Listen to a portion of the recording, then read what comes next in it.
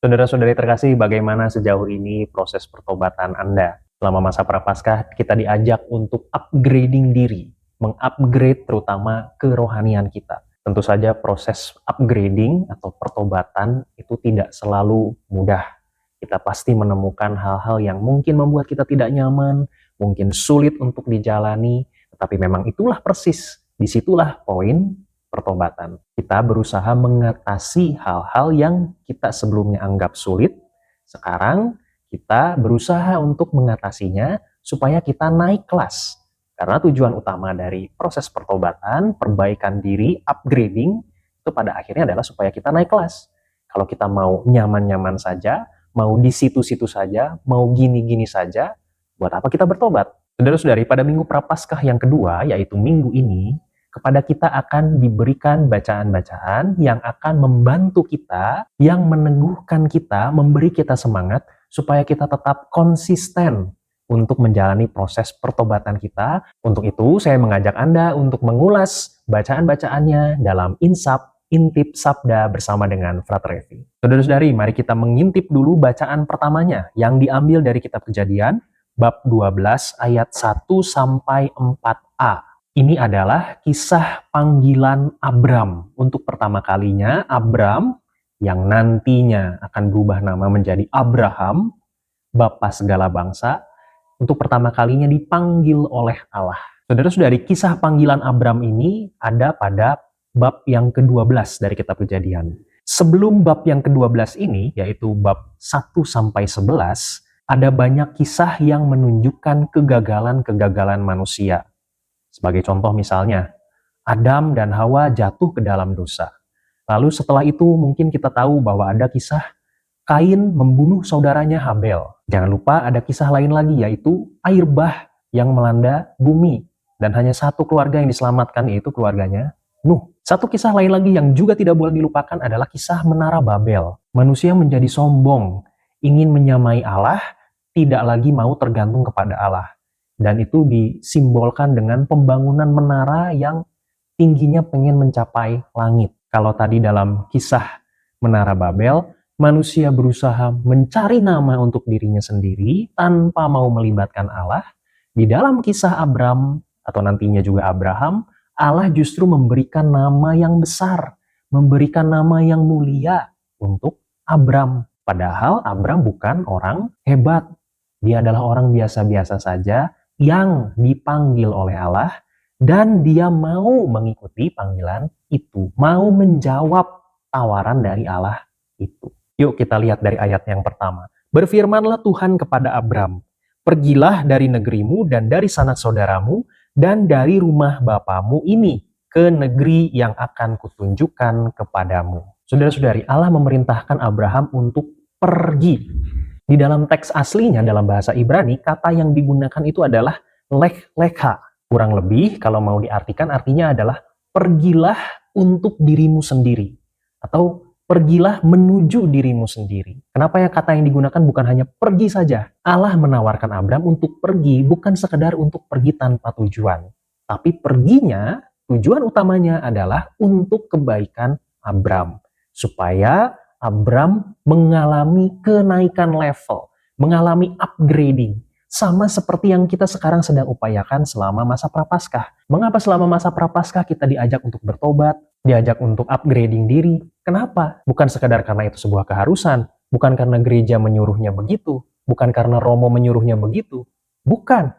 Semua usaha kita selama masa prapaskah, bertobat, memperbaiki diri dan naik level, itu adalah untuk kebaikan kita.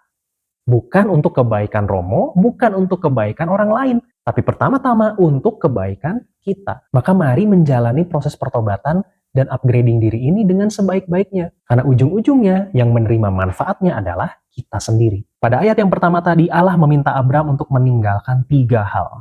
Yang pertama adalah tanah, yang kedua adalah sanak saudara, dan yang ketiga adalah rumah bapaknya. Tanah itu adalah simbol dari jaminan ekonomi. Sementara itu sanak saudara adalah jaminan sosial, jaminan perlindungan.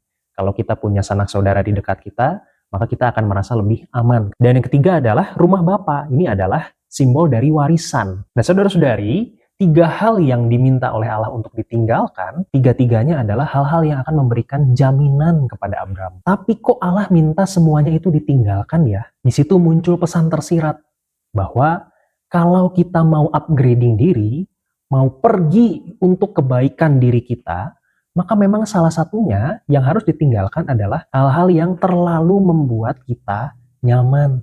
Karena sesuatu yang membuat kita nyaman, kalau kita tidak hati-hati, itu biasanya akan membuat kita stuck, tidak bertumbuh lagi, diam di situ-situ aja. Bayangkan kalau kita sudah nyaman tiduran di kasur, maka biasanya kita akan nyaman dan malas untuk beranjak.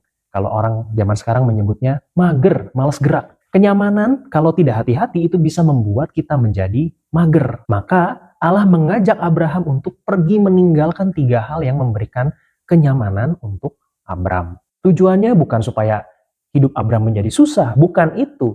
Tapi tujuan utamanya adalah supaya Abram tidak jatuh dalam kenyamanan, supaya Abram tidak menjadi mager. Salah satu inti dari proses pertobatan, proses upgrading diri adalah keluar dari zona nyaman, keluar dari zona magernya kita. Selanjutnya saudara-saudari, pada ayat yang kedua dan ketiga, Allah memberikan kepada Abram janji-janjinya. Kalau mau dirinci, mau dibuat daftar, maka di dalam ayat yang kedua dan ketiga itu ada 7 janji. Janji yang pertama adalah, aku akan membuat engkau menjadi bangsa yang besar. Ini adalah janji tentang keturunan. Meskipun waktu itu, Abram itu punya istri yang bernama Sarai, dan Sarai itu mandul. Tapi Allah menjanjikan bahwa Abram akan mendapatkan keturunan. Lalu janji yang kedua adalah, aku akan memberkati engkau. Ini adalah janji tentang penyertaan Allah. Allah berjanji akan menyertai Abram dalam segala aspek kehidupannya. Lalu janji yang ketiga adalah, aku akan membuat namamu besar. Saudara-saudari, tadi di awal kita sudah membahas sedikit tentang kisah Menara Babel. Mereka berusaha untuk membangun menara yang tingginya sampai ke langit. Mereka berusaha ingin menyamai Allah. Hasilnya apa? Hasilnya adalah kehancuran. Sementara itu, Abram kalau mau mengikuti Allah, mau percaya kepada Allah, maka Allah akan memberikan nama yang besar. Artinya di sini ingin ditegaskan bahwa nama yang besar itu bukan semata-mata usaha manusia saja, seperti manusia yang berjuang untuk membangun menara sampai tingginya selangit itu. Nama yang besar itu pertama-tama menjadi mungkin karena Allah menganugerahkannya kepada manusia. Nama yang besar atau kemuliaan itu adalah anugerah, bukan ambisi manusia. Kalau dikaitkan dengan pertobatan kita dalam masa prapaskah ini, maka jangan lupa bahwa pertobatan, perbaikan diri, upgrading diri tidak pernah lepas dari campur tangan Allah. Maka jangan sampai kita berusaha memperbaiki diri, tapi tanpa melibatkan Allah. Lalu janji yang keempat, engkau akan menjadi berkat. Saudara-saudari, ini adalah janji yang penting. Kenapa? Karena kalau tadi dari nomor 1 sampai nomor 3, dikatakan bahwa Abram akan menerima banyak hal baik dari Allah. Tapi di nomor 4 ini, dikatakan bahwa Abram akan menjadi berkat. Artinya yang menerima berkat itu bukan cuma Abram, tapi juga orang-orang lain selain Abram. Inilah ciri orang yang diberkati oleh Tuhan. Yang menerima kelimpahan berkat itu bukan hanya dia saja, tetapi juga orang-orang di sekitarnya. Maka jangan lupa bahwa proses pertobatan kita pun nanti ujung-ujungnya tidak hanya akan berbuah untuk diri sendiri saja, tetapi orang-orang di sekitar kita pun akan merasakan dampak positif dari pertobatan kita. Janji yang kelima, aku akan memberkati orang-orang yang memberkati engkau. Lagi-lagi ini janji yang diberikan untuk orang-orang yang ada di sekitar Abram. Allah berjanji bahwa Allah akan menyertai, melindungi orang-orang yang berpihak kepada Abram. Janji yang keenam, aku akan mengutuk orang-orang yang mengutuk engkau. Janji yang keenam ini menyiratkan bahwa Abram akan menerima jaminan dilindungi dari aneka macam musuh yang ingin menjerat Abram. Dan janji yang terakhir, janji yang ketujuh, ini adalah janji yang tidak kalah pentingnya. Olehmu semua kaum di muka bumi akan mendapat berkat. Jadi sangat ditegaskan bahwa yang mendapat berkat itu adalah semua kaum di muka bumi. Dan Abram menjadi saluran berkat itu. Apakah janji yang ketujuh ini memang sungguh terpenuhi? Jawabannya adalah iya. Kita tahu bahwa Abram, atau nanti dia akan berubah nama menjadi Abraham, Abraham punya anak yang bernama Ishak. Ishak nanti punya anak yang bernama Yakub. Dan Yakub itu nanti berubah namanya menjadi Israel. Yakub inilah yang akan menjadi founding father-nya bangsa Israel. Leluhur pertamanya bangsa Israel. Makanya mereka bernama bangsa Israel, karena mereka adalah bangsanya Israel, anak-anak keturunannya Israel atau keturunan Yakub. Nah, dari keturunan Israel itulah sang penyelamat seluruh muka bumi itu akan hadir, yaitu Yesus Kristus.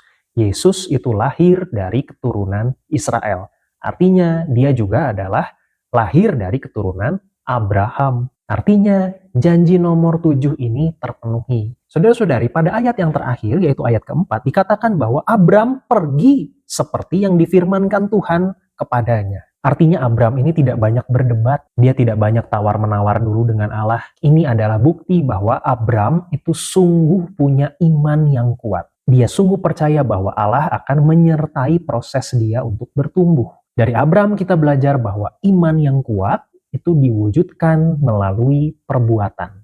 Seperti kata Santo Yakobus dalam suratnya, iman tanpa perbuatan adalah mati. Memang benar, karena iman itu terwujud dalam perbuatan.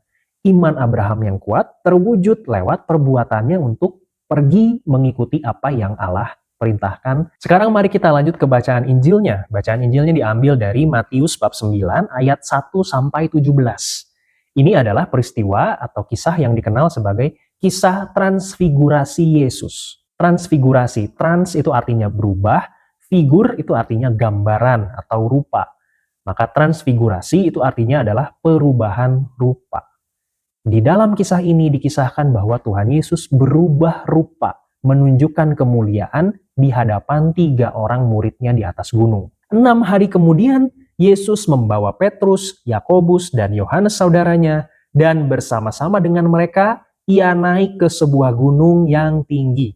Di situ mereka sendiri saja. Saudara-saudari, seperti yang sudah dijelaskan juga dalam Insap edisi-edisi sebelumnya, Injil Matius waktu itu pertama-tama ingin ditulis untuk orang-orang Yahudi.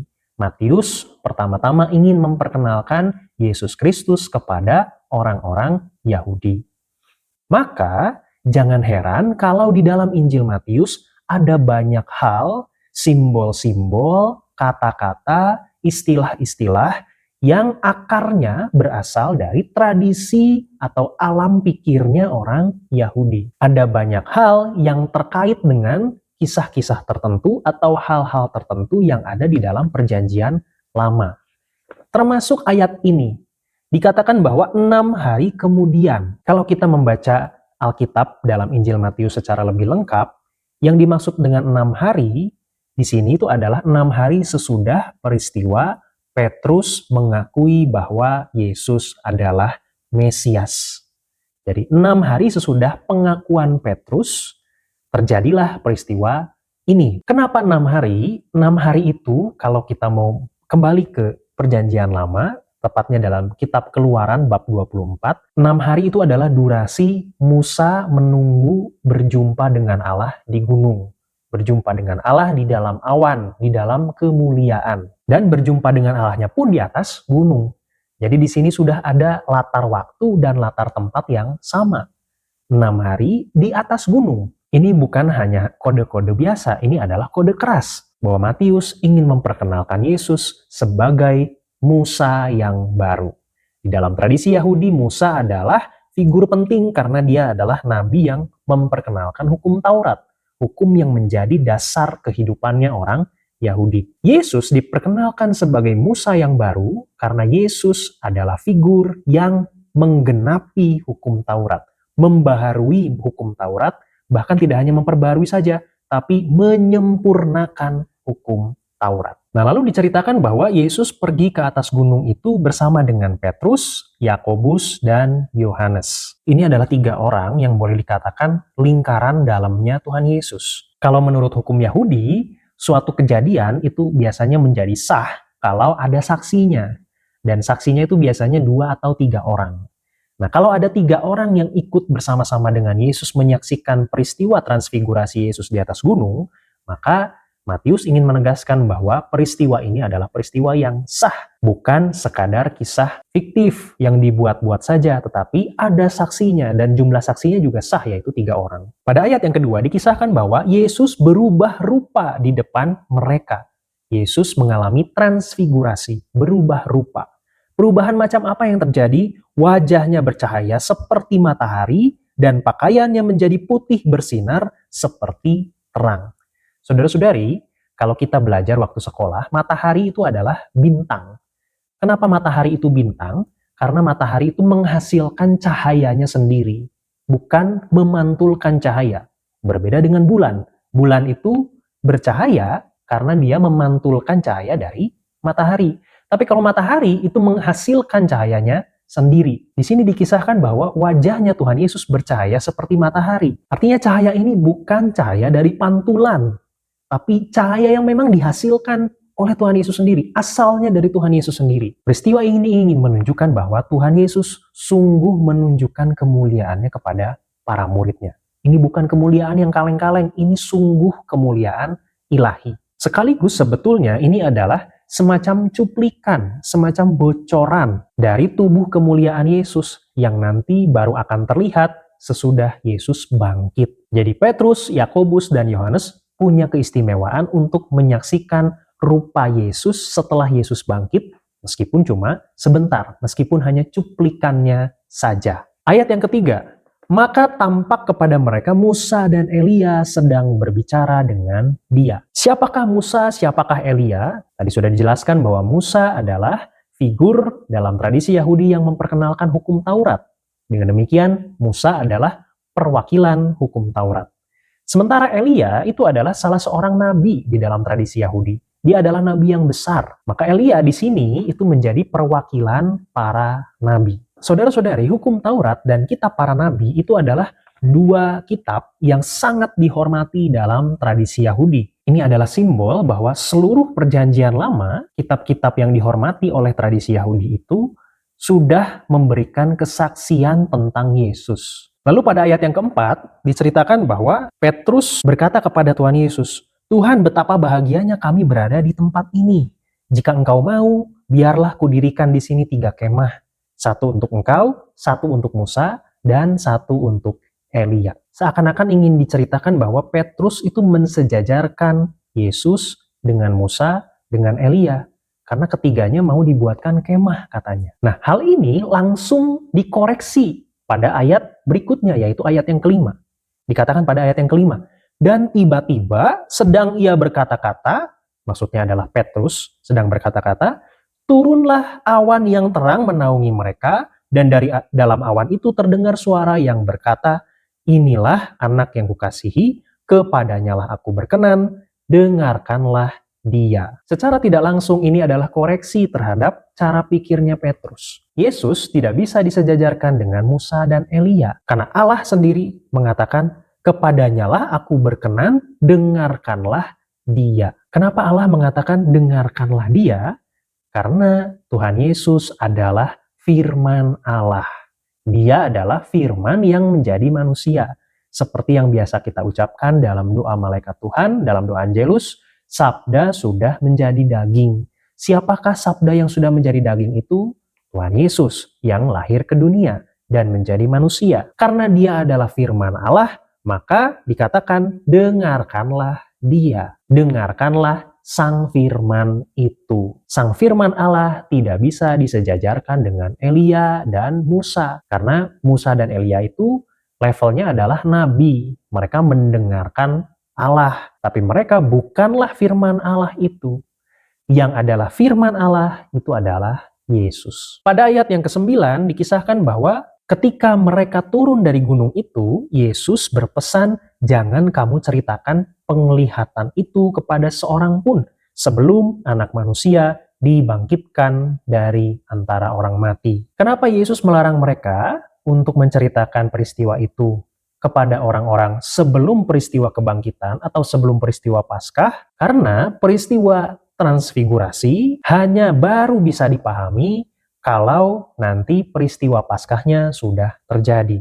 Kalau orang tidak tahu konteksnya, maka orang takutnya akan salah menangkap. Yesus ingin menegaskan bahwa kemuliaan Paskah, kemuliaan kebangkitan, itu baru atau hanya akan terjadi sesudah peristiwa salib. Logika Yesus ini, tidak ada kebangkitan sebelum sengsara, tidak ada kemuliaan sebelum salib, sebetulnya adalah logika yang juga pas untuk kita yang sekarang sedang dalam masa prapaskah. Kita tidak akan pernah naik level kalau kita tidak berusaha, kalau kita tidak bersusah-susah, kalau kita tidak mau pergi dari zona nyaman kita, seperti yang tadi diteladankan oleh Abram. Pembaharuan, pertumbuhan, perkembangan itu hanya akan terjadi sesudah kita berusaha. Sesudah mungkin kita bersusah-susah, mari kita lanjut ke bacaan kedua yang diambil dari 2 Timotius bab 1 ayat 8b sampai 10. Paulus mengatakan kepada Timotius dan juga kepada kita, ikutlah menderita bagi Injilnya oleh kekuatan Allah. Ini adalah suatu pesan yang sangat aneh. Bukankah sehari-hari kita biasanya menghindari penderitaan? Tapi kok Paulus malah justru menyuruh kita untuk masuk ke dalam penderitaan itu? Karena di dalam logika Kristiani, di dalam logikanya Tuhan Yesus, menderita itu bukan sesuatu yang perlu dihindari. Kalau penderitaan itu terarah kepada sesuatu yang baik, justru penderitaan itu baik untuk dimasuki. Seperti Tuhan Yesus masuk ke dalam penderitaannya supaya mengalami kebangkitan, demikian pula kita diajak untuk masuk ke dalam penderitaan kita kalau penderitaan itu bisa membawa kita atau mengantar kita sampai kepada sesuatu yang baik. Kita yang sekarang sedang berusaha untuk bertobat, memperbaiki diri, yuk kita masuki setiap kesulitan-kesulitan yang kita alami itu. Jangan takut, karena toh ujung-ujungnya kesulitan-kesulitan itu nanti akan membantu kita untuk sampai kepada kebaikan. Juga yang tidak kalah penting adalah kata-kata ini, oleh kekuatan Allah. Jadi Paulus tidak sekedar mengundang kita untuk masuk ke dalam penderitaan, tapi masuk ke dalam penderitaan dengan juga mengandalkan kekuatan Allah. Pada ayat yang ke-9 dikatakan, dialah yang menyelamatkan kita dan memanggil kita dengan panggilan kudus, bukan berdasarkan perbuatan kita, melainkan berdasarkan maksud dan kasih karunia-Nya sendiri. Sekali lagi ditegaskan, bukan berdasarkan perbuatan kita. Artinya usaha kita semata-mata sebagai manusia itu tidak akan berarti apa-apa kalau tanpa kasih karunia dari Allah. Maka jangan sekali-kali melepaskan semua usaha kita dari keterlibatan Allah. Ayat yang terakhir, ayat 10, dan yang sekarang dinyatakan oleh kedatangan Juru Selamat kita Yesus Kristus, yang oleh Injil telah mematahkan kuasa maut. Kata-kata mematahkan kuasa maut, itu artinya kuasa maut atau kuasa jahatnya ini sudah ditaklukkan. Bayangkan kuasa jahat itu seperti anjing-anjing galak yang banyak. Anjing-anjing yang galak itu sudah ditaklukkan, sudah dijinakan oleh sang pawang yang sungguh sangat hebat. Pawang dari kuasa jahat adalah Tuhan Yesus sendiri. Maka sebetulnya logikanya kuasa jahatnya itu mungkin masih ada di sekitar kita. Tapi mereka takluk atau takut kalau di hadapan Tuhan Yesus. Maka sebetulnya kita menerima pesan bahwa kalau kita mau beriman dan bersatu dengan Tuhan, mau dekat dengan Tuhan, meskipun ada banyak kuasa jahat di sekitar kita, kuasa jahat itu akan dijinakkan oleh Tuhan Yesus. Karena kita sepihak dengan Tuhan Yesus, karena kita menyatukan diri dengan Tuhan Yesus. Karena kita satu geng dengan Tuhan Yesus. Maka kuasa-kuasa jahat itu tidak akan berani untuk mengganggu kita. Sebaliknya, kalau kita memisahkan diri dari Allah, seperti yang dilakukan oleh orang-orang di Babel, kita akan dikuasai oleh kuasa jahat. Karena kita tidak lagi sepihak dengan Tuhan. Kita tidak punya lagi pembela yang utama yang akan mematahkan atau menaklukkan atau menjinakkan kuasa maut itu. Mari kita selalu melibatkan Allah di dalam setiap usaha kita, termasuk dalam usaha kita untuk bertobat selama masa prapaskah ini. Dia menyatakan kemuliaannya di hadapan Petrus, Yakobus, dan Yohanes, dan juga kepada kita. Dia adalah satu-satunya yang paling bisa dipercaya untuk didengarkan, karena dia adalah Sang Firman Allah. Semoga kita tetap setia dalam usaha pertobatan kita, seperti yang dilakukan oleh Abram, setia mengikuti apa yang dia katakan oleh Allah, karena kita pergi dari zona nyaman kita, meninggalkan diri kita yang lama. Itu tujuannya adalah untuk kebaikan kita. Kemuliaan kepada Bapa dan Putra dan Roh Kudus, seperti pada permulaan, sekarang, selalu, dan sepanjang segala abad. Amin.